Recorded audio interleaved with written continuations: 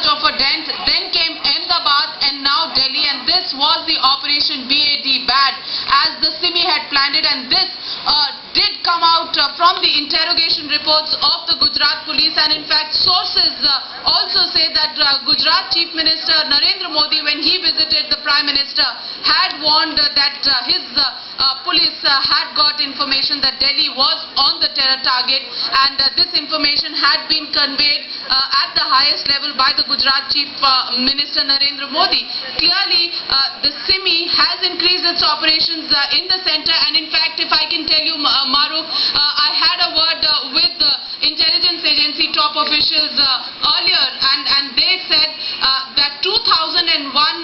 there was a Simi camp that was held, and a whole lot of operatives that have now been arrested in the blast in Jaipur as well as Ahmedabad belong to that particular camp, following which intelligence agencies at the centre have circulated about 200 Simi operatives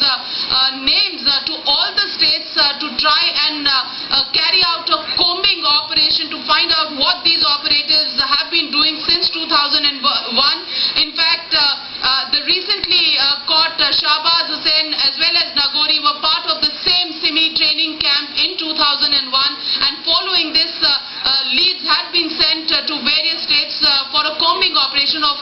at least 200 other Simi activists who were part of that camp in 2001, and clearly even before that action could be carried out, there have been these blasts in New Delhi, and this is the culmination of the Operation BAD, Bangalore, Ahmedabad, Delhi, as the Simi has now claimed, and clearly it shows the dangerous designs that Simi has now gotten into, and in fact the increased activity that Simi has gotten into in the latest phase of terror attacks at this point in time. In fact, intelligence agencies have not been able to trace the real masterminds behind these blasts. According to them, there are masterminds who could be across the border, but at the moment they are using Simi for all these operations in India at this point in time, and that is something that is bothering the security and intelligence agencies. Maruf, let me also tell you that in the last blast in Jaipur as well as in Ahmedabad, there was another